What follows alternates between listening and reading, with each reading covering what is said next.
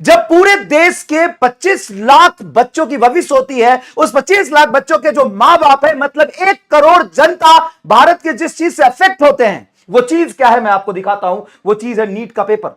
और उस नीट के पेपर में पूरे इंडिया जहां पे आता है, कोटा, दिल्ली, चेन्नई, मुंबई, महाराष्ट्र, इंडिया के सबसे बड़े बड़े सिटी, लेकिन वहां पे पढ़ाई नहीं हो रही भाई ना। वहां पढ़ाई नहीं हो रही। पढ़ाई हो रही है तो सिर्फ सीकर में, जहां पे नेशनल एवरेज से 600% एक्स्ट्रा टॉप रिजल्ट आते हैं। जहां पे 50 ऐसे सेंटर जहां से टॉपर आए हुए हैं, उसमें से 37 सेंटर सीकर के हैं भाई साहब। लेकिन एनटीए को कोई फर्क नहीं पड़ता ना, ना कोई फर्क नहीं पड़ता। ये डेटा नहीं है, ये परफॉर्मेंस नहीं है, ये पढ़ाई नहीं है, रिजल्ट नहीं है, स्कैम है, धोखा है। और धोखा उन 1 करोड़ भारतवासियों के साथ है जो अपने बच्चे को एक बड़े सपना दिखाते हैं, बड़े सपने के लिए 1-2 साल के इतने लंबे सेक्रीफाइसेस करते हैं, अपने से दूर रखते हैं, इन नंबर ऑफ सेक्रीफाइस करके, तपस्या करके पढ़ाई करते हैं। और कुछ ऐसे फैमिलीज हैं जिनका लाइफ सिर्फ बच्चों की पढ़ाई के पीछे ही लगा रहता है, जो 2 वक्त की रोटी भी पूरी ढंग से नहीं खाते, लेकिन वो भी अपने बच्चे को इस उम्मीद से पढ़ाते हैं कि उसका नाम रोशन हो, डॉक्टर बने, उनसे अच्छी लाइफ उनका बच्चा जी पाए। लेकिन स्कैम लगातार चलता रहता है।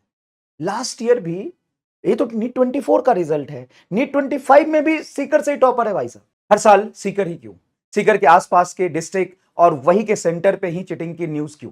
वहीं पे स्कैम क्यों? वहीं पे इतने इरेगुलर तरीके से एग्जाम क्यों होता है? और यही 2024 में, 2025 में जब लगातार ये चीजें हो रही थी, तब आप वहां पे एक्स्ट्रा सिक्योरिटी लगा के पेपर क्यों नहीं लिए? आप तो बात कर रहे थे ना साहब, this is not your school exam, this is not a national below national level exam, 10 layer security and this and फलाना and ढिमकाना।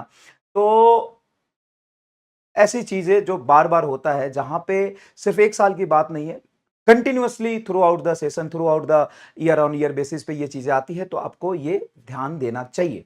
तो हम एज अ टीचर्स आपसे यही विनती करेंगे कि लाखों बच्चे अपने मेहनत और अपने डेडिकेशन, अपने सेक्रीफाइसेस को लेकर के यहां तक पहुंचते हैं, और उनके सपनों पे इस तरीके से पानी फिर जाना अच्छा नहीं है।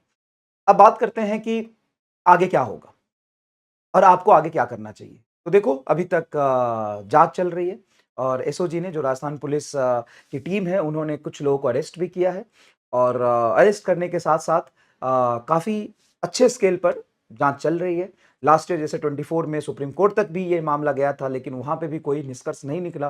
तो चांसेस मैं नहीं बता सकता क्या है, मैं फ्यूचर नहीं जानता हूं, लेकिन मैं आप सभी बच्चों से ये रिक्वेस्ट करूंगा कि पढ़ाई ना छोड़ें, थोड़ा थोड़ा पढ़ते रहें।